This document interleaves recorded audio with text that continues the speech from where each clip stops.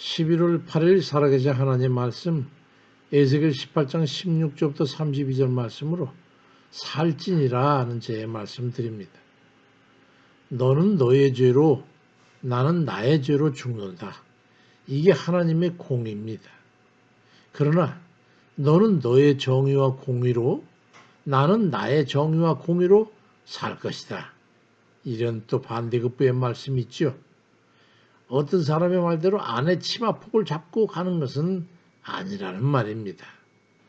아내가 아무리 믿음이 좋고 하나님 앞에 인정받는 그런 일을 할지라도 불의한 남편의 영혼을 구원할 수가 없고, 반대로 남편이 아무리 믿음이 좋다 해도 지옥으로 떨어지는 아내를 잡아줄 수는 없는 겁니다. 에스겔 18장 19절 이하에 아들이 정의와 공의를 행하며 내 모든 율례를 지켜 행하였으면 그는 반드시 살려니와 범죄하는 그 영혼은 죽을지라. 아들은 아버지 죄악을 담당하지 아니할 것이요 아버지는 아들의 죄악을 담당하지 아니하리니 의인의 공의도 자기에게로 돌아가고 악인의 악도 자기에게로 돌아가리라고 말씀합니다. 우리 초등학교 시절에는 이승만 대통령 시절인지라 도덕책에 성경과 이솝우화 얘기가 학년마다 실려 있었어요. 그런데 어느 학년 도덕책인지 기억이 나진 않지만 이런 얘기가 있었습니다. 아주 악한 여인이 살다 죽었는데 그의 딸이 예수님을 잘 믿었어요. 그래서 매일 기도를 드립니다. 하나님, 우리 엄마 좀 구원해 주셔서 천국으로 보내달라고 매일매일 간절히 기도했어요, 울면서. 그러다 어느 날 잠을 자려는데 천사가 찾아왔습니다. 그건 지옥으로 딸을 끌고 갔어요. 그래서 천사는 천국에서 동아줄을 내려줄 테니 너희 엄마를 찾아서 그 동아줄을 잡고 천국으로 올라가도록 하라고 알려주었습니다. 소녀는 그의 엄마를 찾아가서 엄마, 동아줄을 잡고 천국으로 올라가라고 알려주었어요. 소녀의 엄마가 동아줄을 잡고 올라가기 시작하자 다른 영혼들도 그 뒤를 따라서 그 동아줄을 잡고 올라가기 시작했습니다.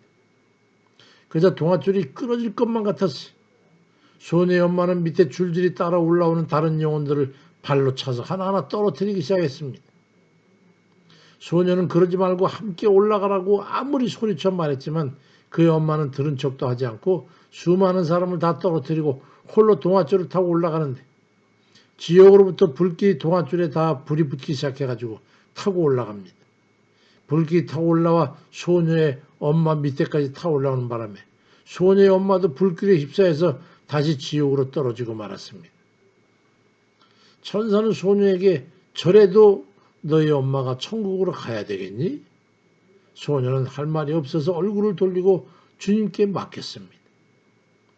소녀가 아무리 의롭고 믿음이 좋아도 그의 의로 자신만 구원할 수 있을 뿐 아무리 엄마라 할지라도 악한 얘기는 더불어 구원을 허락할 수가 없는 겁니다.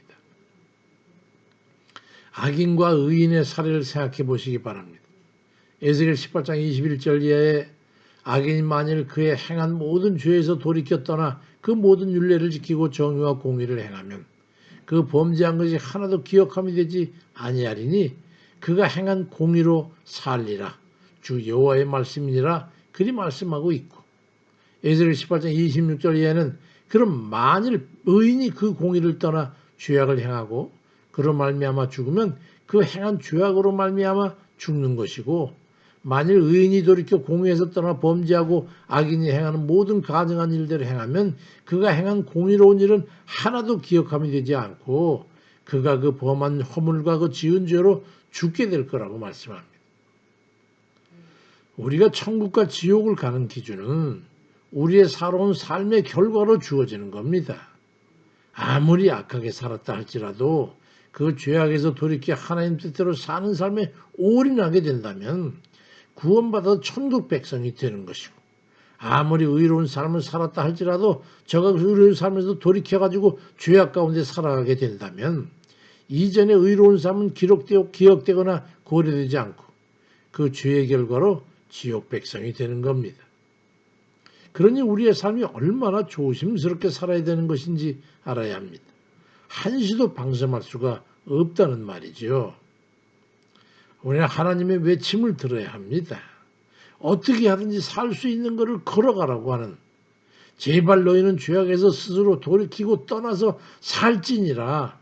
주 여호와의 말씀입니다. 하나님의 애끓는 외침입니다. 에스겔 18장 30절 이하에 주 여호와의 말씀이니라. 이스라엘 족속아, 내가 너희 각 사람의 행한 대로 심판할 수밖에 없는데 너희는 돌이켜 회개하고 모든 죄에서 떠나라. 모든 죄악을 버리고 마음과 영을 새롭게 해라. 이스라엘 족속아, 너희가 어찌해서 죽고자 하느냐? 죽을 자가 죽는 것도 내가 기뻐하지 아니하는데 너희는 스스로 돌이키고 살아라. 주 여호와의 말씀이라 그리 말씀합니다. 이 말씀은 우리를 겁주기 위해서 엄포를 놓고자 해서 주시는 말씀이 아니에요. 보복적으로 너희들 갚겠다는 그런 말씀이 아니에요. 우리가 모든 죄에 대해서는 아무 대책이 없는 무능한 이들 아니겠어요? 그런 우리를 하나님께서 구원하시기 위해 하나님의 궁여지 책임을 알아야 합니다. 기쁘신 하나님의 은혜를 알아야 되죠. 죄악에 대해서는 심판할 수밖에 없는 공의의 하나님께서 예수 그리스도를 믿고 죄악에서 돌이켜 회개해가지고 구원받아 영생을 천국에서 살게 하시기 위한 그 하나님의 정의를 말씀하고 있는 겁니다. 제발 죄악에서 돌이켜 회개하고 의로운 삶을 살아서 하나님으로 하여금 죄의 심판을 하지 않도록 해달라는 그런 안타까운 마음으로 우리를 권면하고 있으신 겁니다. 아무도 구원할 수 없는 죄인을 구원하기 위해서 하나님의 아들을 죽이면서까지 그 정의를 행하신 하나님의 은혜를 생각해서 돌이켜서 살아달라고 강권하시는 겁니다. 하나님의 목적은 그거예요. 심판이 아니라 용서와 긍휼입니다. 죽이는 것이 아니라 돌이켜 살리고자 하시는 겁니다. 지옥이 아니라 천국으로 보내고자 하는 겁니다. 그래서 은혜입니다. 에베소 2장 8절에 너희는 그 은혜에 의하여 믿음으로 말미암아 구원을 받았느니, 믿음 안에서 이전에 죄악된 삶에서 돌이켜가지고 떠나서 하나님의 뜻대로 의로운 삶을 살아가는 그런 이들이 돼서 천국에서 영생을 살아가는 이들 되시기를 주의 이름으로 축원드립니다. 아멘입니다.